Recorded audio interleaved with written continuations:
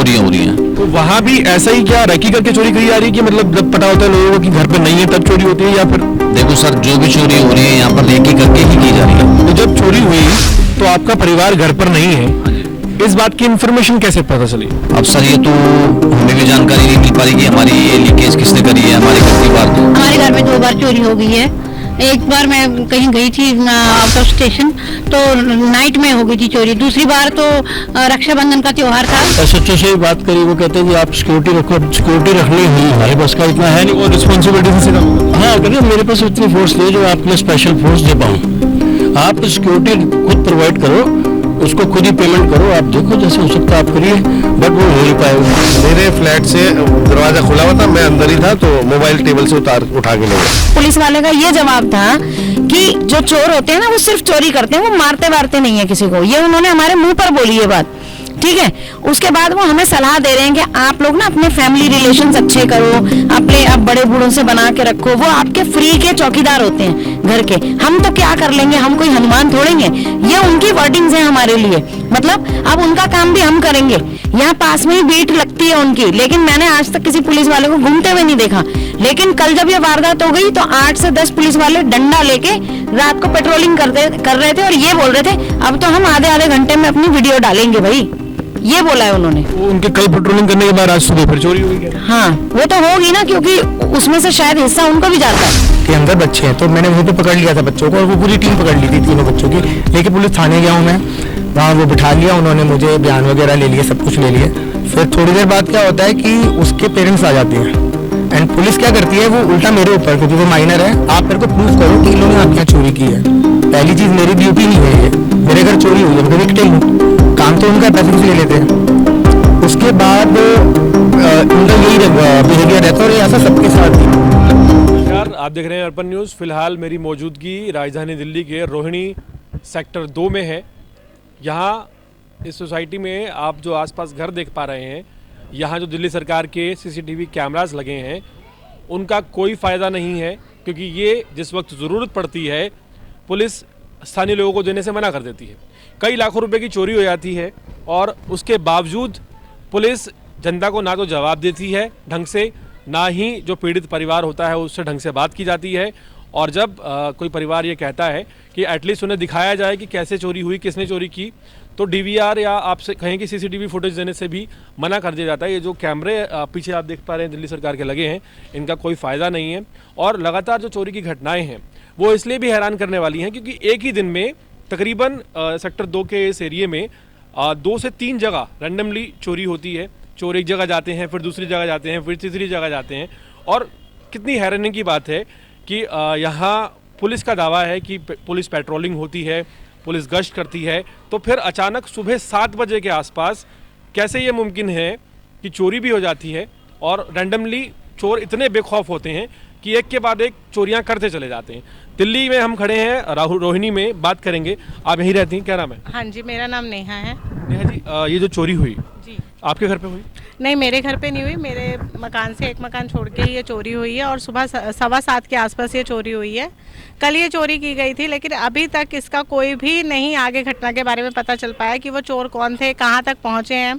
इसके बारे में अभी तक हमें कोई जानकारी नहीं मिली है।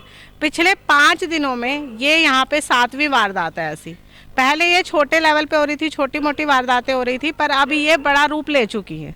और कल के वक्त में यहाँ पे 2 वारदातें हुई हैं।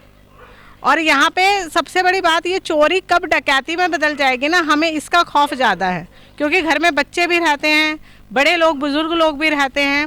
तो ये तो बेखौफ, मतलब सुबह के 7:15 बजे जब इस गली के अंदर इतनी रौनक रहती है, सामने ही मंदिर है जहाँ पे लोग आते हैं, भक्तगण आते हैं अपनी प्रार्थना करने के लिए, लेकिन वहाँ पे भी बिल्कुल सामने के मकान में ये वारदात हो रही है और बिल्कुल सुबह के समय पे हो रही है। तो ये बहुत चिंता का विषय है।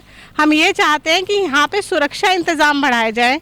पहले तो पुलिस इसको सॉल्व करे, रिजॉल्व करे कि ये कहाँ तक पहुँचे, कौन थे वो चोर, क्योंकि अगर ये वारदात 2 हो रही हैं, एक ही दिन में हो रही हैं और पिछले 6 दिनों से लगातार वारदातें हो रही है, तो कहीं ना कहीं ये कोई गैंग भी हो सकती है और यहाँ पे भविष्य में भी और वारदातें हो सकती है। देखिए, मैं आपको दिखा दूं, ये मेरे पीछे एक मंदिर है। यहाँ पर ये मंदिर है, सुबह 7 बजे का टाइम।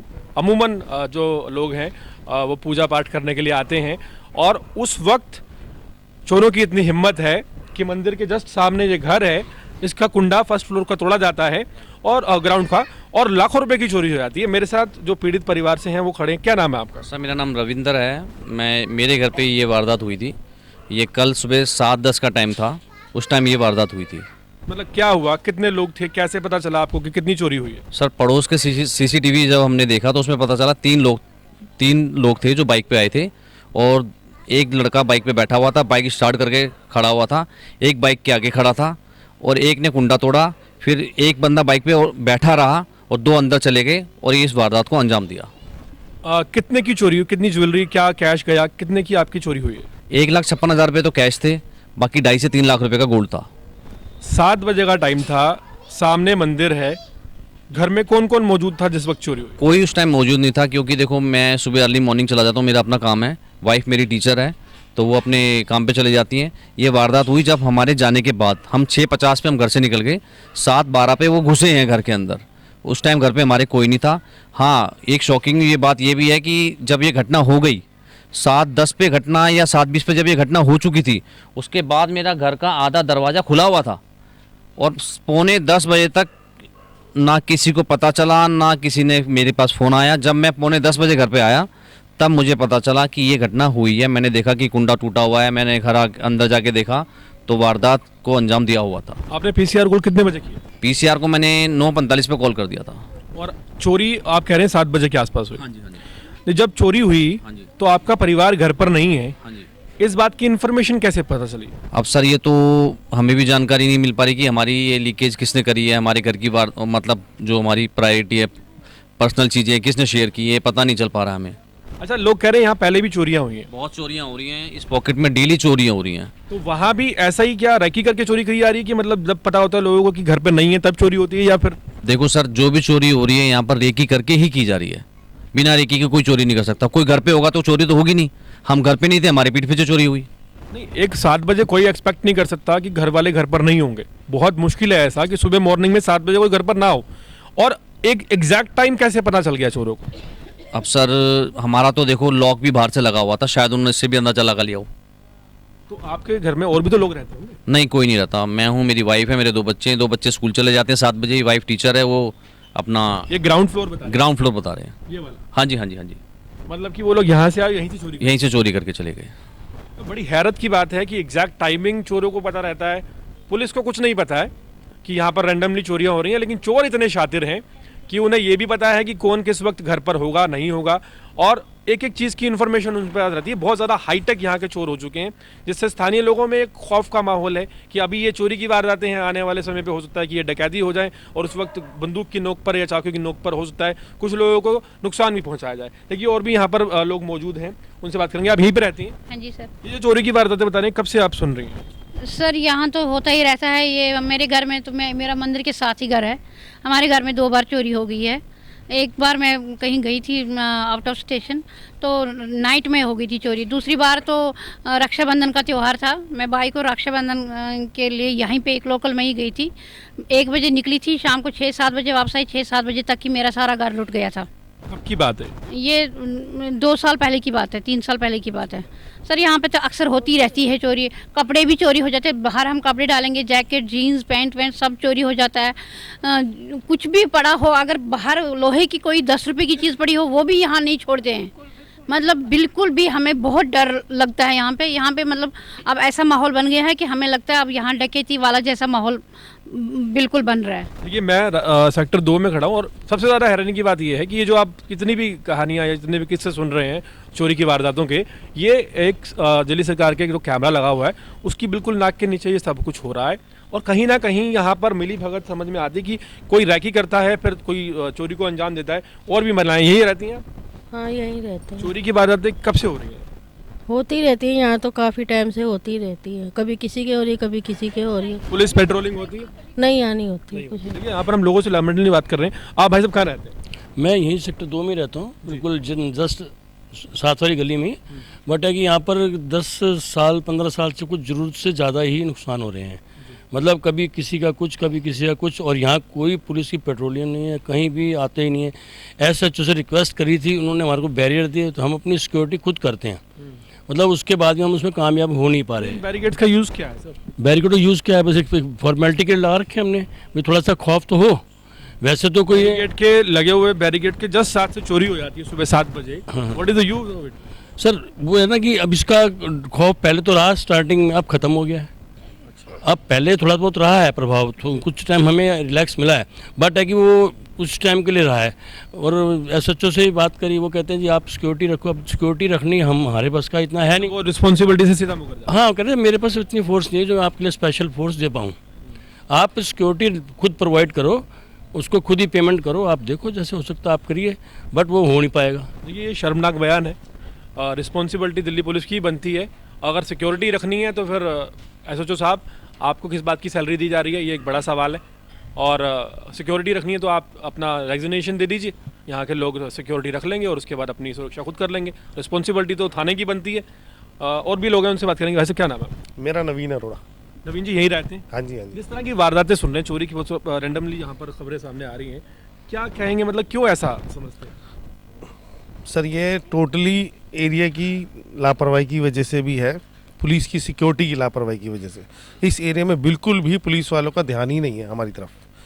और मैं तो खुद भुगतभोगी हूँ, कल इनकी चोरी हुई है, मेरे यहाँ भी सेम चोरी हुई है। कहाँ पर?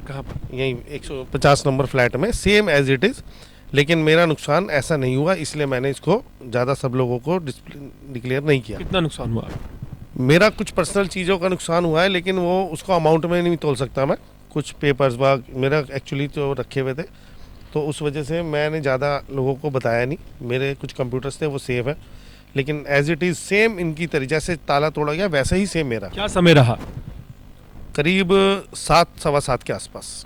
हाँ जी, क्योंकि जिन लोगों ने देखा है उन्होंने कहा हम 6:45 यहाँ से निकले थे तो आपका बंद था फ्लैट, लेकिन जब 7:15 बजे करीब बाहर वहाँ आए हैं तो खुला हुआ था। नहीं, क्या ये वही लोग थे जो इन्होंने यहाँ पर चोरी की? हाँ जी सर, बिल्कुल वही थे। क्योंकि इतने बेखौफ के सुबह 7 बजे पहले मंदिर के साथ में चोरी करते हैं, फिर आपके वहाँ पर भी चोरी कर लेते हैं। सर यही तो हैरानी की बात है कि हम इतने बेखौफ कैसे हो गए। कहीं ना कहीं सपोर्ट है, हमें जो लगता है कि किसी की सपोर्ट के बगैर कोई कुछ भी नहीं कर सकता। हमें भी कहीं सपोर्ट मिलेगी तो हमारी हिम्मत होती है कि कोई काम करे। तो ये नहीं जान पा रहे कि सपोर्ट किसकी है। तो कहीं ना कहीं ये वीक पॉइंट है, हमारी सरकार का भी हो सकता है या पुलिस का भी हो सकता है, मैं कंफर्म नहीं कह रहा। लेकिन अगर पुलिस चाहे तो यहाँ परिंदा भी पर नहीं मार सकता, ये हमें भी पता है। तो और आज सुबह ही की बात सुन लो, मेरे फ्लैट से दरवाज़ा खुला हुआ था, मैं अंदर ही था, तो मोबाइल टेबल से उठा के ले गए आज सुबह ही। ये करीब है 8 सवा 8 बजे 8:30 बजे की घटना। कंप्लेंट करिए आप? कंप्लेंट करिए, मैंने FIR करी है, क्योंकि फ़ोन का मामला है, ये तो मिसयूज़ भी हो सकता है इसका।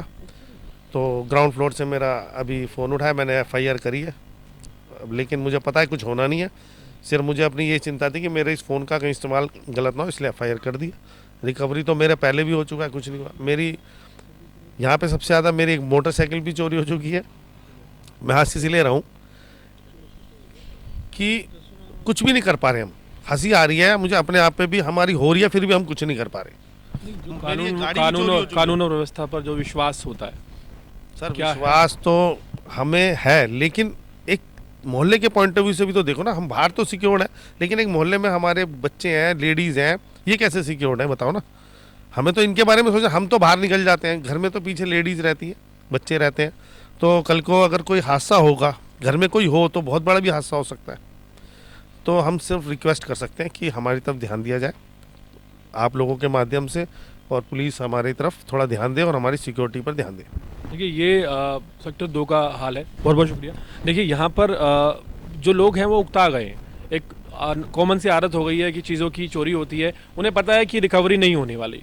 उन्हें बस ये है कि अगर मोबाइल चोरी हो गया है तो उसका मिसयूज़ ना हो जाए, इस कारण से थोड़ा बहुत कर लिया जाता है, अदरवाइज नहीं। आप यहीं रहते हैं? जी। क्या मैटर है यहाँ पर चोरियों का, मतलब क्यों इतनी सारी चोरी मेरे घर में ही हुई है कल, ठीक है। अब हम तो एक नॉर्मल सिविलियंस हैं, हम अपनी चोरी की कंप्लेंट करते हैं, वो उल्टा हमें डराते हैं। कौन डराते हैं? पुलिस वाले अजीब अजीब सी बातें करते हैं। कहते हैं, हमने बोला कि अगर मान लीजिए हमारे बच्चे घर में होते, ये चोरी हुई, अक्सर हम बच्चों को घर में सोता हुआ भी छोड़कर लॉक करके जाते हैं। अगर वो दिन ऐसा होता और मेरे बच्चों को कुछ हो गया होता तो कौन रिस्पॉन्सिबिलिटी लेता? तो पुलिस वाले का ये जवाब था कि जो चोर होते हैं ना वो सिर्फ चोरी करते हैं, वो मारते वारते नहीं है किसी को। ये उन्होंने हमारे मुंह पर बोली ये बात, ठीक है। उसके बाद वो हमें सलाह दे रहे हैं कि आप लोग ना अपने फैमिली रिलेशंस अच्छे करो, अपने अब बड़े बूढ़ों से बना के रखो। वो आपके फ्री के चौकीदार होते हैं घर के, हम तो क्या कर लेंगे, हम कोई हनुमान थोड़े ही हैं। ये उनकी वर्डिंग्स हैं हमारे लिए, मतलब अब उनका काम भी हम करेंगे। यहाँ पास में ही बीट लगती है उनकी, लेकिन मैंने आज तक किसी पुलिस वाले को घूमते हुए नहीं देखा। लेकिन कल जब ये वारदात हो गई तो 8 से 10 पुलिस वाले डंडा लेके रात को पेट्रोलिंग कर रहे थे और ये बोल रहे थे अब तो हम आधे घंटे में अपनी वीडियो डालेंगे भाई, ये बोला है उन्होंने। वो उनके कल पेट्रोलिंग करने के बाद आज सुबह फिर चोरी हुई। हाँ वो तो होगी ना, क्योंकि उसमें से शायद हिस्सा उनको भी जाता है। उनको सब कुछ पता होता है कि अपने एरिया का चोर कौन है, क्योंकि ये तो हमारे चिंता का विषय है ना, चीज़ें तो हमारी गई हैं। अब वो कह रहे हैं जी हम कोई इसकी कोई गारंटी नहीं है कि चीज़ मिल जाएगी, नहीं हमें क्या पता वो कहाँ चला गया, तो हमें पता होगा, आप बताइए। ये किसने कहा आपसे? ये जो हम थाने में गए हैं वहाँ पुलिस वाले बैठे तो हैं, वही कहते हैं, जो घर में आए हैं वो कहते हैं।